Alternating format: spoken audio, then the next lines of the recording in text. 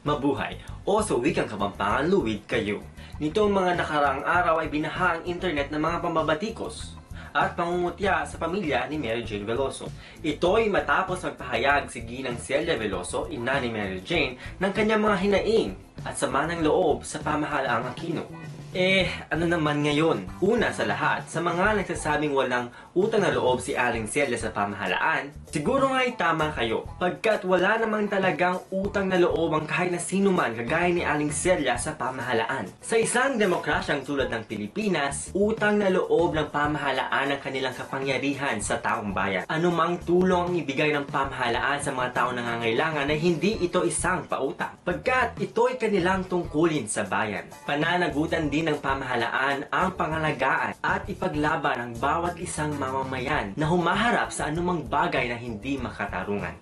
Sapat man o hindi ang ginawang pagtulong ng pamahalaang Aquino sa mga Veloso at maliman sa inyong pananaw ang ginawang pahayag ni Aling Celia ay hindi pa rin tama at higit na isang malaking pagkakamali ang hilingin ang kanyang kamatayan o anumang uri ng karahasan. Kahit na ito pa'y pabiro lamang, si Nanay Celia ay isa lamang ina na walang ibang hinangad kundi ang kalayaan at mabuting kapakanan ng kanyang bunsong si Mary Jane. Isipin niyo na lang kung kayo ang nasa kanilang kalagayan. Ang kanilang pinagdaanang 5 taong pakikipaghabulan sa isang tila napakailap na hustisya ay hindi biro. At bagamat pansamantalang nakaligtas si Mary Jane sa kamatayan, na hindi ito nangangahulugan na tapos na ang kalbaryo ng kanilang pamilya. Kaya naman sana bago tayo mangutya at manghusga ng kapwa, ay unahin muna nating unawain ang kanilang mga pinagdadaanan. Napakadali sa atin na mangutya ng kapwa, lalo na sa panahon ngayon na napakadaling magtago sa likod ng internet. Kaya naman sana, sa nalalapit na araw ng mga ina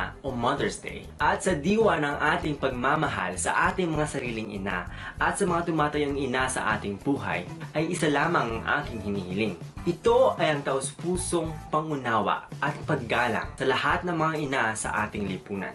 At kabilang na dito si Nanay Celia. Pagkat si Nanay Celia ay isa lamang sa napakaraming mga inang handang ipaglaban at walang takot na manindigan para sa kanilang mga anak. Sila ay mga ulirang inang handang ibigay ang lahat, makamit lamang ang hustisya, makamit lamang ang katarungan. Katarungan na kung tutuusin ay siyang pangunahing pananagutan at tungkulin ng isang pamahalaan. At sa lahat ng mga inang nanonood ng video na ito, mabuhay kayo. Taus-puso kami nagpapasalamat sa lahat ng inyong mga sakripisyo, sa lahat ng inyong mga ginagawa. Mabigyan lamang ng magandang kinabukasan kaming inyong mga anak. At para sa karagdagang kaalaman ay i-check lamang ang mga link sa video description sa ibaba. At hanggang sa muli, paalam!